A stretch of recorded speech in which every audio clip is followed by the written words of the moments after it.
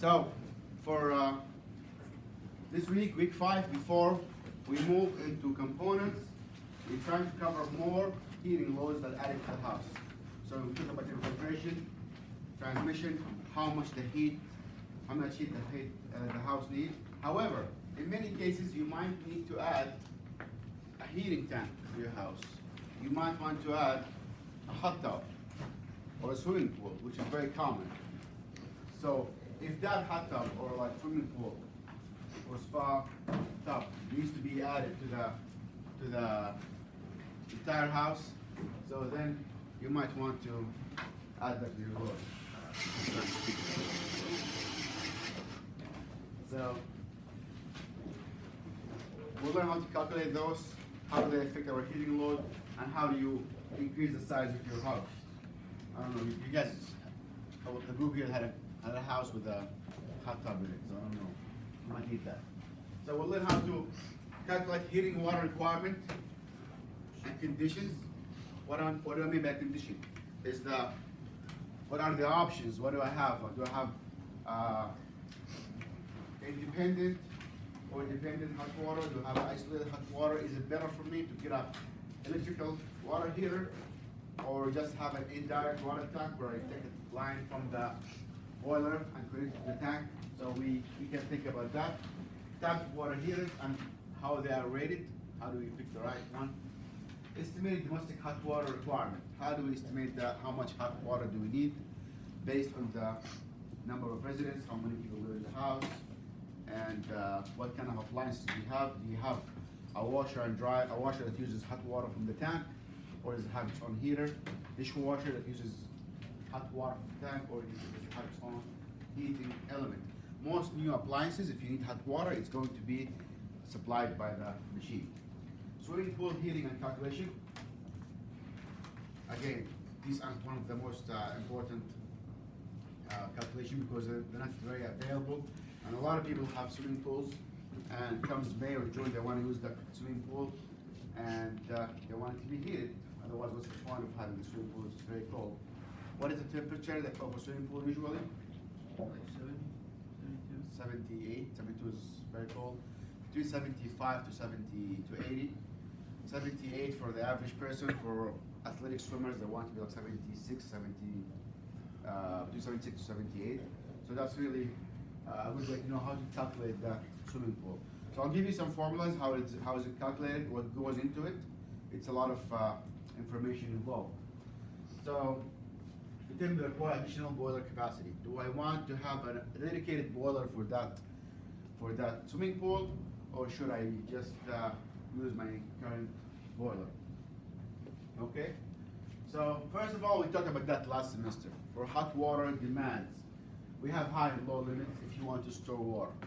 Water should not come out more than 110 degrees. Otherwise, you might be scalded. If it's too hot, it's scalded depending on the situation, and also infants and toddlers get scalded faster than an adult. Also, senior citizens, they have more susceptibility to be scalded by hot water because the skin is thinner. So again, there are limits. So you want the water to be not more than 110 degrees Fahrenheit. That's very warm enough to wash your hand or take a shower. High limits, that's 110. And you don't want below 110. So you want something between 110 and 140 if you are going to store water. And if you remember from last semester, why do we want to store water between 110 and 140? So bacteria. Yeah. Like that, There is some certain kind of bacteria that grows in warm water that you don't want it to grow, and it can cause disease and sickness. So bacterial growth will be limited. If you have water between 90 and 110, probably you can grow a lot of bacteria, especially for domestic hot water. And if you watch any kind of nature shows, there are bacteria that grows in volcanic water, so different kind of bacteria. But for residential, there are some common bacteria that will grow up to 100, up to 90 to 110. So you know that the whole myth that if you heat something that will kill all the bacteria and viruses, that's not true. Not all bacteria will die at that temperature. For example, E. coli bacteria takes up to like 300 degrees to kill. Or something really high. That's not the cooking temperature. What is the cooking temperature for most meat? You ever- 165. Yeah, if he cooks. So if you cook a poultry or turkey, usually you stick the thermometer, you pull from the bone a little bit, it should be around 175 or 65, that's cooked. So that's not really that high. So some bacteria require you to have a lot of heat to remove or kill it. That's information. So just because it's hot does not mean it's gonna kill the bacteria. Keep that in mind. And water again is the best environment for bacteria. So with swimming pools, even if you have a heater, it's not gonna kill all the bacteria. That's why you depend on chlorine to kill the bacteria. And that's why I don't use public swimming. So if you work in a swimming pool, maintenance, you understand that there's a lot of rigorous work to maintain the water quality. Every 3 hours you have to go and sample the water. Bacteria grow really fast in the water.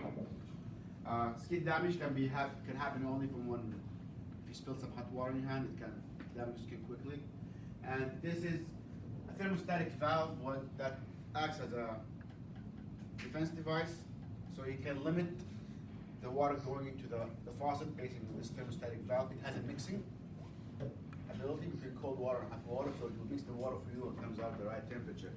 So again, when you go into the shower sometimes and you have this old-fashioned handle where you have to mix hot and cold, it takes at least 10 minutes to get it to a little bit too hot, a little bit too cold, depending on how much hot water you have in your water tank, and also it depends on how much is the water coming inside the house. So it's not going to be always the same location. Sometimes a little bit more, a little bit less. So if you want to invest in something, they have actually a shower mixer that you just set the temperature and it will deal with it. That's like one of the best things you can invest in. Otherwise, it might be too hot. You might one day go and put it in the same location that you used to, and the water comes in very hot. And it doesn't take much to scald the skin. So fire gas water heater, one of the types we have for gas-fired water heaters. Again, the water is inside the tank. You have a stove-like manifold here that heat the water, and it's independent. It works by itself. And this also can be electrical, where you have electrical coil at the bottom to heat the water. And if you are going to put electrical coil, usually it's going to be in the bottom and the top. Why? You said an electric coil Yeah. on the bottom. Yeah. Because it moves hot water Yeah. access. Yeah. It's good to mix itself.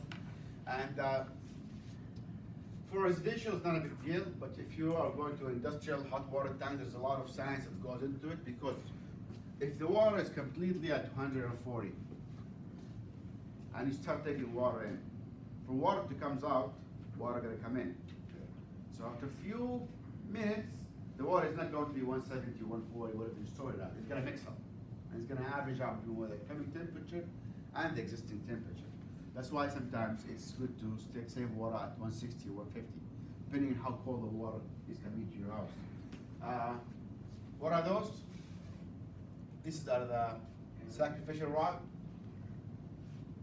Water, when it gets hot, it gets more active and it have more tendency to corrode metal.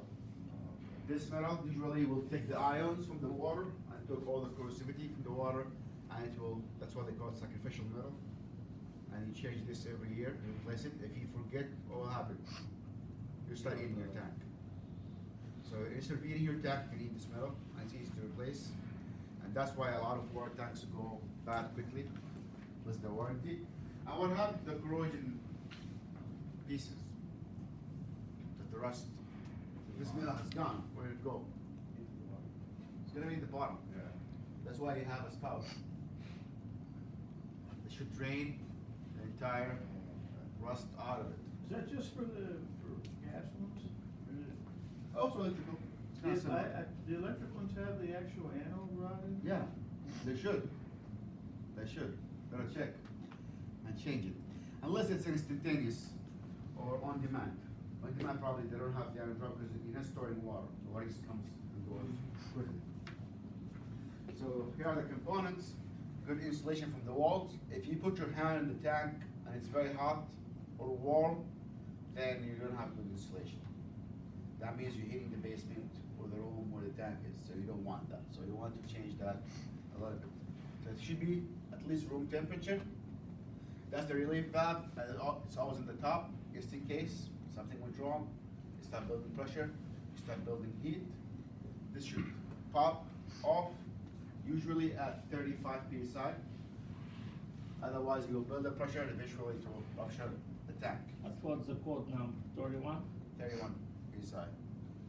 And they also expire, and they have to be tested every year. They come from the manufacturer or from the warehouse stamp with the date and number.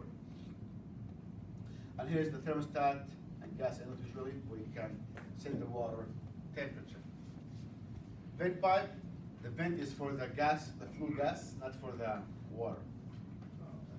So the gas is burning over here and the vent going to the outside. And the vent here should be going to the outside of the house, not to the basement. Yeah, you don't want that. The air in can be coming from the basement, or it could be sealed. Flue baffle, heat exchanger. So that's basically the component for water tank.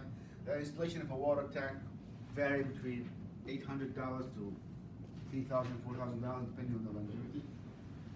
And again, you can see how this can cause a really, really huge problem if it leaks, if it's in the basement. I mean, I've seen basement completely flood, you know, and everything. And it's good to have a little water tank in place. This is indirect water heater, which you'll find a lot around here, because people think, okay, if the boiler is going to be there, I have a good source for heat. I can have a coil or just a pipe coming out from the boiler all the way to the tank to heat the water, because I have already hot water coming into the house, which is a good idea because, again, I already have heat going on. Might as well just use that, tap into it instead of having another tank. However, depending on the size and how much hot water do you need, you might not need that. So in the summertime, you're gonna turn on your boiler even though you don't need it. The boiler is going to be always on. So it will cost you a lot of money in the summertime and in low season. Have your boiler just for hot water. So it's good to have them independently, depending on how much you're using and how much hot water you have. So some of the advantages, the hot water coming from the boiler that mixed with the domestic hot water. There are direct ones where you actually tap into the water coming from the tank, which is very old design and completely unacceptable for new code because you're using water that has been recycled through the boiler and through all the radiators for your domestic hot water. So I would not drink that water, I use it for cooking. So maybe for shower. Antifreeze cannot be used, can be used in a bag. So if you want to add some antifreeze, it's possible because I'm not drinking that water, I'm not showering with it, it's not mixing with the regular water. One boiler is used, and sometimes, did you notice when we size the boiler, that it's 15% extra? Yeah. And also, we size for the coldest day of the year, so we already have extra capacity. So might as well just tap into it. Within limits, you can just use that hot water in the winter time. But in the summertime, you might want to use electricity or different alternative way to heat the water, if you need to store it.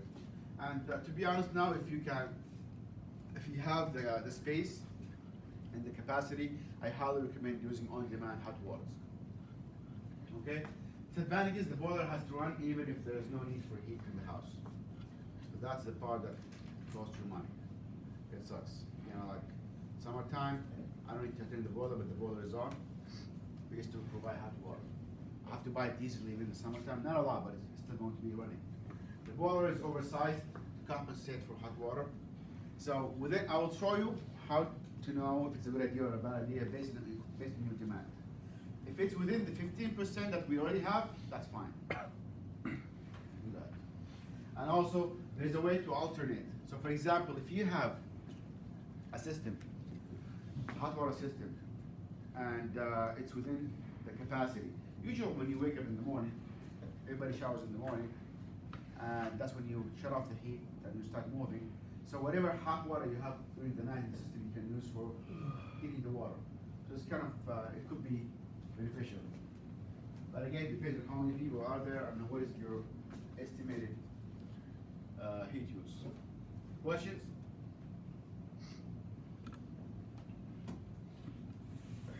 So this is the direct and indirect, the difference if you ever have to think about it. The direct has one tank, and the tank filled by water, and also same water go through your radiators, go through your boiler so far, and comes back and circulate. So that's basically a tank. Very simple, very easy, very economical. This is the indirect one that has a coil in it. So the water, the two waters do not mix up, they just have a heat exchanger between them to give the heat back and forth. So this is what it looks like. This is indirect, this is direct. So now for the tankless water heaters. They call it tankless, they call it instantaneous, they are called on demand, and they are becoming more and more popular with time because again, they used to be not that common because they used to come only in small capacitor, some small capacity like 1 gallon per hour, which is not really that efficient, over 1 gallon per minute. Now they come in big sizes, and it all depends on the heat exchangers you have here. The better heat exchanger you have to push water through, the better. And also it works very well with high pressure water. So if you're in a city where you have high pressure, the water will push through, and the water will heat up within like 10 seconds, and you get a lot of hot water. So no need for hot water storage tank. So the water comes in and heats right away. So which means that if I'm not storing hot water, I'm not losing heat to the room. Hot water is supply and demand. You open the faucet, pressure change, it triggers a valve, and it fires up the system. These on-demand hot water can also be used for heating a house, by the way. The Munchkin heater, which is the 2 rule, is on demand. You turn it on, and suddenly it heats up the house. Basically, it's direct. Direct. Yeah. When we need it, it heats up right away. No tank, no boiler, no chamber, nothing. Right away. It has very, very lower operating cost comparatively. And small size occupancy sometimes is good. If you have a small apartment, that's very, very efficient. And the good thing is they come in all sizes and shapes. So you can have one under the sink. One that's for the shower. I've seen again in South America and Spain, they have a heater right in the shower head. The shower head plugs into the outlet and heats the water right away. So you cut out a lot of losses. Losses through the pipes are really huge. So you heat the water at the top at 170, it comes to you at 140. So 30 degrees lost on the way. Meanwhile, if they just heat the water at the shower head, it's gonna be completely like hot when it comes on. Of course, you have to check the codes. Some of those are not approved for code. And probably you need 220 voltage for that. And also, again, it's a little bit sketchy to have water at 220 volts right next to you. So think about that. Disadvantages, in some cases, it can have low capacity, like 1 gallon per minute, 2 gallons per minute. Requires separate piping scheme, so you're gonna pipe differently, have the pipe going through it. We had one on the student lounge, we have one for the sink over here. Very small, as big as this box. That will supply the sink with hot water. So imagine that you don't have to draw water all the way from the bottom to the 3rd floor kitchen sink. If you have a small water heater that turns on whenever you turn on the faucet. Requires direct venting the outside if you are using gas. But the electrical ones, you don't require venting, you just plug it in and have its own circuit breaker. And they do last a long time because they don't get used a lot. How often do you use the kitchen sink? In general, depending. So it's a good way to think about it. It's gonna go to the shower sink with a water heater, and again, if one faucet activate the hot water, it will come through. It has a control, kind of like the thermostat, based on the flow. Once the flow starts, this valve will open up, will turn on the fire for the heater, and it will start the boiler. It's the flow sensor. So once we have flow, we pull in the water. The flow sensor will send signal to the control, as you can see here, and turn on the ignition, igniting the gas or electrical coil. They don't come in fuel oil, by the way. On demand either gas, because very contained and small, or electrical, as far as I know. Okay, we'll finish the stuff in Wednesday.